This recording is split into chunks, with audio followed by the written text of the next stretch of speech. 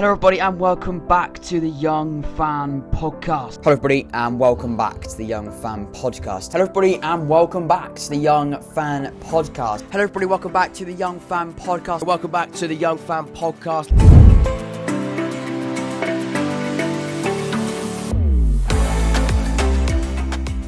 Introducing the Jack Ward Football Podcast.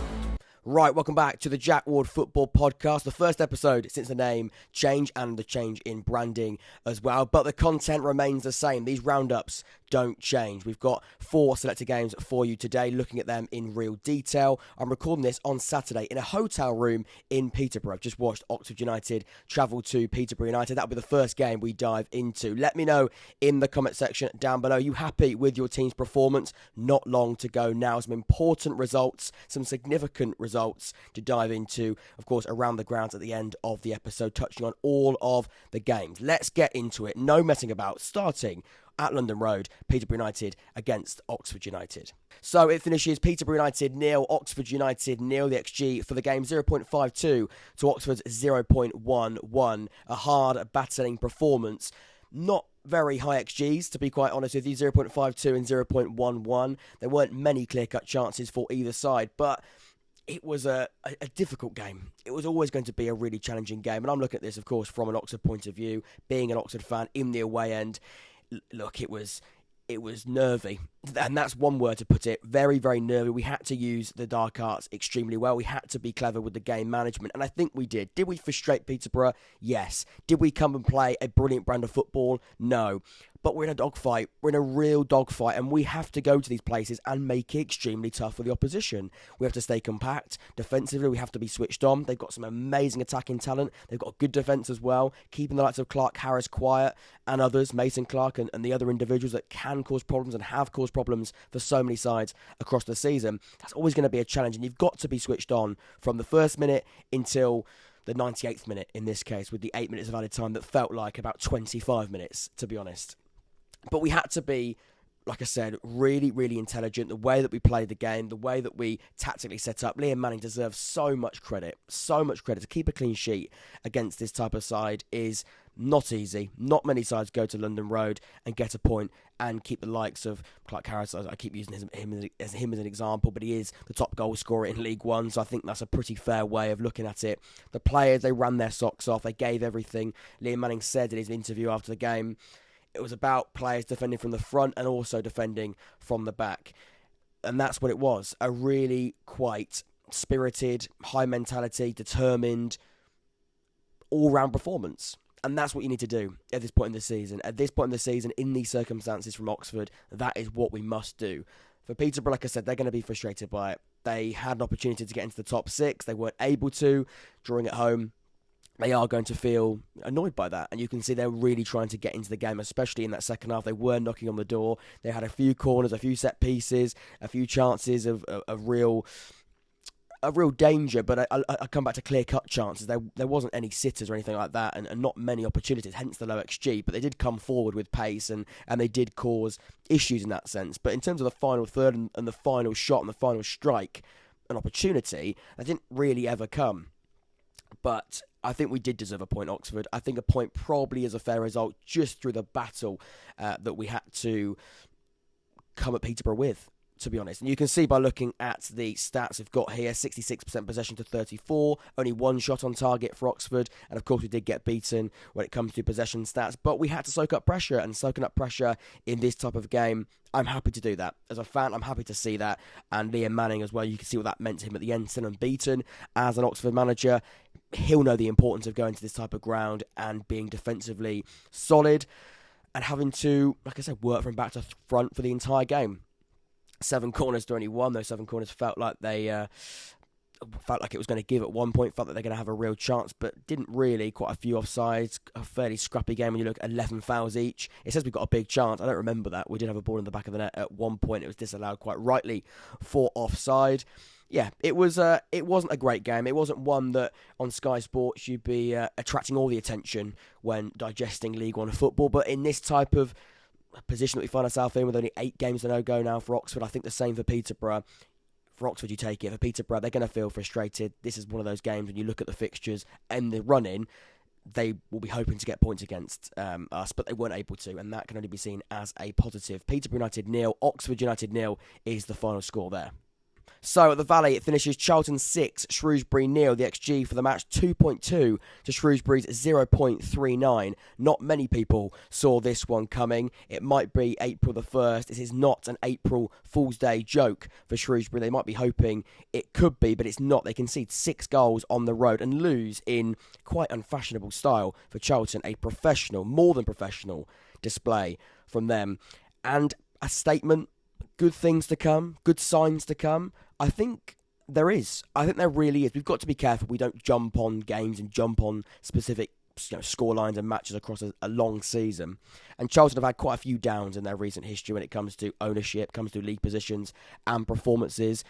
But this has got real potential to be quite promising in the long term as well as the short term. Look, the short term is you win a game 6-0, but at one point, all the sixes at the moment, 6 academy players on the pitch at one point and at points across this game. Lee Burn being one who got 2 in the match. Like I said, this is real food for thought for Dean Holden. And of course, he signed out a long-term deal, so he's here to stay. It looks to be that way. And there's a real, I think, sense of potential optimism here. And there should be a sense of optimism because the way that they, I think, just, like I said, blew Shrewsbury away, tore them apart at points, and you'd say throughout the game, can be seen and should be seen as a huge positive. And, I mean, let's have a look at the stats. The XG, 2.2 to Shrewsbury, 0.3. Now, a red card in there as well for Tom Flanagan. It was a second yellow card, and Miles Lee-Burn scored his second of the match at that point. He finished with 2 goals. I mean, look at the shot map. I mean, there were shots flying everywhere. Charlton were ruthless going forward. Shrewsbury, on the other hand, had a couple of chances here and there, but not many. And of course, importantly, none hitting the back of the net. So important for Charlton that the ones they did strike went in. 55% possession, only 1 shot on target for Shrewsbury, who didn't turn up, if we're being quite frank. But I come back to Athletic, 11 shots on target, 17 shots in total. Definitely the better side.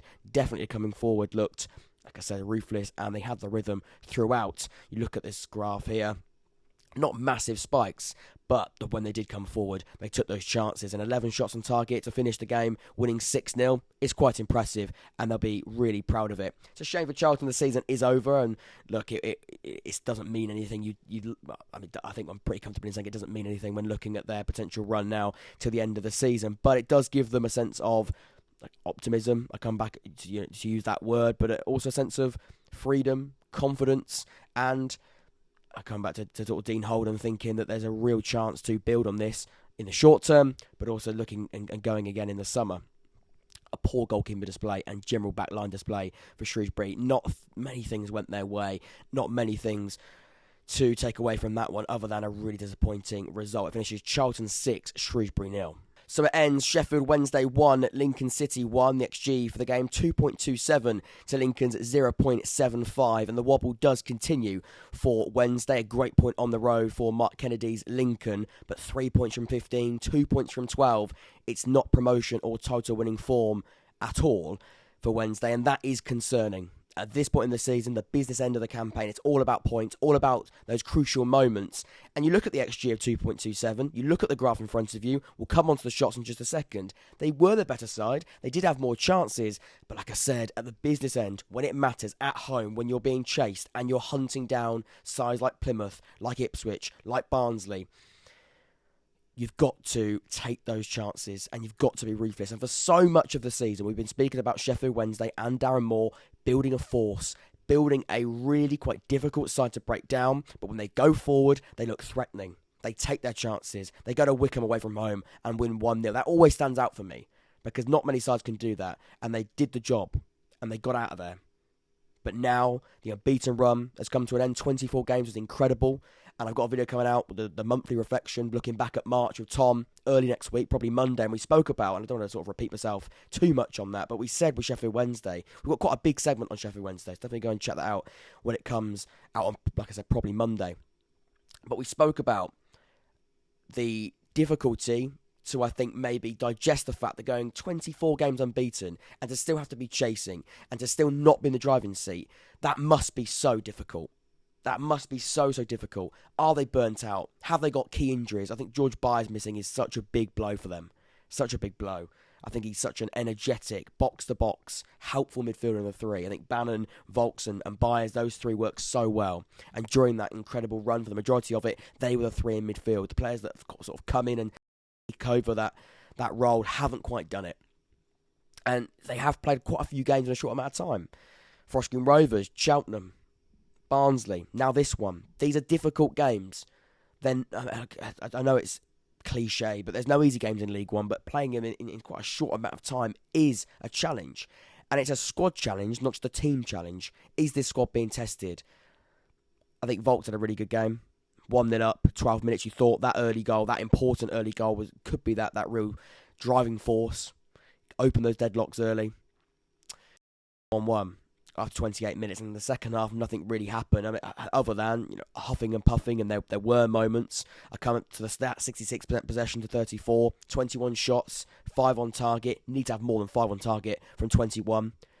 They did have chances, 4 big chances apparently. I know they can be slightly misleading, but either way, 21 shots, that domination, only 5 on target, 11 off target, 5 blocked. There's a level of not being clinical, not taking those chances at those key moments. And I come back to when the goals came in that run. Early spike, 1-0. Lincoln really the only spike in the game where they did come forward and look a problem, 1-1. And then a lot of opportunities in that second half where they were in control. They did come forward and they couldn't do it. They couldn't take it. And that's the problem. That is the problem. And I want to sort of make sure I don't not give Lincoln the credit. They definitely do deserve credit. It's been quite a difficult few weeks, but they have ended that losing streak of 3. They've now got that draw against Wednesday, which is a very, very good point. They've got quite a good track record this season to Mark Kennedy of going to grounds like Hillsborough, like Pride Park and getting points, and that has to be credited 100%. 46 points from 38 games, 14th. They're safe. They're safe as sound. They haven't got to worry about relegation. They're probably where they want to be in terms of stabilising. There's a relegation battle last season, but this year all about stabilising. Mark Kennedy, first year in the job, first season in the job, his job was to come in, stabilise it, build, and then next season we start seeing the progression, hopefully, or Lincoln fans will be hoping. But results like this disturbs the Wednesdays, disturbs the derbies, and we've seen they're struggling to really, really break sides like Lincoln down. And when you are a total contender, a promotion contender, no disrespect to Lincoln, but you've got to beat them. You've got to beat them. They weren't able to, and the wobble does continue, like I said, at the start. Sheffield Wednesday 1, Lincoln City 1, getting teams, really, really breathing down those necks. It's going to be tight. It's going to be really, really tight indeed. Sheffield Wednesday 1, Lincoln City 1 is the final score there. So the final game of the 4 selected before we go around the grounds. Derby County 0, Ipswich 2. The XG 0.36 to 1.49. 3 straight defeats for Paul Warren's boys. As for Ipswich, 7 straight wins. Opposite form. And Derby, those playoff places are not looking so comfortable now. Very, very wobbly indeed. For Ipswich though, they are going to be rubbing their hands together thinking with sides not being on it all of the time during this business end. Sheffield Wednesday, Derby, an example.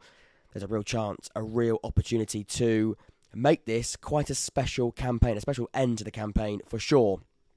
And Kieran McKenna's side were fantastic. Ipswich were brilliant during this match. Derby weren't great. That's important to say. Derby are low of confidence and it's not a great showing from them once again. But you've got to give credit to Ipswich. They were fantastic. I've seen some Derby County fans say it's one of the best sides they've seen play. And what we all know, and we've seen at Ipswich, when they're on it and when they're at their best, they are so difficult to stop.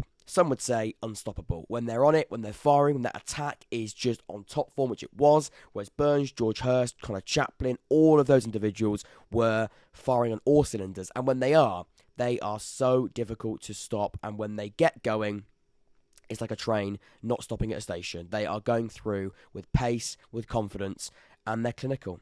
So clinical. They make things look so easy. You can see the first 20 minutes, Ipswich were in control, scored the goal. Like I said, the top sides, they take those chances when they're on top. And then a bit of a spell for Derby just before half-time and after half-time, but not making the most of it. And then second half, fairly equal, but that big spike does come. And it's 2-0. It's George Hurst. And it's game over.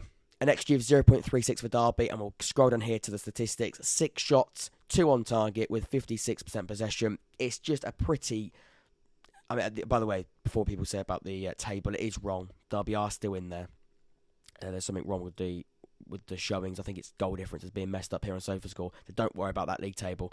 But we look at the stats and the fact that you do have a really bad XG and a really low amount of chances, clear-cut chances, pretty much none. It says 1 here, but there might be a clear-cut chance. I think there's a disallowed goal that is being question marked, which officiating League One being poor, what has changed there? That will be annoying, but I don't think people are blaming that on the fact they lost the game. Ipswich were the much better side, and Derby weren't very good. And 6 shots, 2 shots on target, not testing the goalkeeper, not testing that defence. You can see Derby, not many shots, a couple in the penalty area, 1 from outside the penalty box, and then Ipswich all over the shop. Lots into the box, a plenty amount outside of it. They just made it more difficult to defend. They made it much more difficult to defend, and when they did come forward, they looked much better. Every player played a key role in the win. Of course, we're going to sort of dig into Derby, and they are in a bad place when it comes to form, confidence, and pressure, to be quite frank. But you've got to be on it. Every player's got to be on it. There can't be any passengers, and Ipswich, they're making sure there's no passengers, and they certainly did do the job. Every single one of those players in their battles, they won. And when you do that, you give yourself a much bigger chance of coming away with a positive result. It's going to make it interesting. Derby County 0, Ipswich 2. Paul Warne under pressure, question mark. It's not good, is it? That recent form is looking pretty rubbish. 3 straight defeats at this point in the season for Ipswich. Nobody can stop them right now. Let's go around the grounds to finish off this roundup today, because these are not the only games that were brilliant. Barnsley 5, Morecambe 0. Issues at Morecambe off the pitch, and on the pitch it seems things aren't looking much better either. Barnsley putting things right after that disappointing Exeter result in the midweek. 5-0 over their opposition. Nobody could stop them. Great to see. A 6-0 and a 5-0. That's not bad, is it, when it comes to League One and goals? Morecambe 1, Forest Green Rovers 0. Forest Green not able to back up that brilliant display against Wednesday last week. But for Pompey, it's a professional job. They probably should have done and scored more than one. I saw an Owendale header. Quite rare, I imagine. Owendale not being one of the tallest, but nor am I, so let's not be heightist here. But, 1-0, an Owendale header, you'll probably take that. I touched on that one. Wycombe 2, MK Dons 2 for Wycombe at home. You expect probably better. But MK Dons now unbeaten in the last 4. Not 4 straight wins, but unbeaten in the last 4 and 3 wins before this one. They're continuing their unbeaten run. Mark Jackson is getting things going quite well at MK Dons right now. For Wycombe, it's not a win. It's not a win, and you expect a little bit better because they have a real chance with sides like Bolton, Derby. Peterborough not winning today either. Thank you very much. Wycombe have got a chance maybe to sneak in there. But draws at home to MK Dons, when you look at that run-in, you probably expect a little bit better, but fair play to MK Dons, they're doing a really good job. Fleetwood 2, Exeter 2, another really good game, 4 goals in that one, a little bit up and down. Paul Sweeney scoring a late equaliser in injury time to make it 2 apiece. That's like both chances, and both teams did have their moments in the match and took those, but 2-2, a brilliant game. Fleetwood and Exeter sort of finishing around the same position, Exeter slightly higher at the moment. And then finally, the final 2, Port Vale 0, Cambridge 2. A really good result for Cambridge in their ongoing relegation battle. Port Vale disappointing. Home defeat for them. Expect better, considering they have been very, very good in their debut season back in the division. But Cambridge, they're making it quite interesting. Are they dead and buried? We'll have to wait and see. Finally, not a great game, but Cheltenham and Burton draw 0-0. That does round up the roundup in Sky Bet League One. Hopefully you did enjoy it this weekend. Match week 39. Of course, Bolton in their Papa John's Trophy tomorrow. Good luck to both of those sides. They weren't competing and weren't in the roundup for obvious reasons. They didn't have a fixture. That is a fairly big reason why they weren't in the video today. Hopefully you did enjoy the first episode of the Jack Ward Football Podcast. The same podcast with the same content, just a different name and branding. Good video coming out with Tom on Monday, looking back on the month of March. But yeah, hopefully you did enjoy it. Let me know in the comment section down below. Please do leave a like and subscribe on the road to 5,000 subscribers. I'll see you all very, very soon. See you in a bit.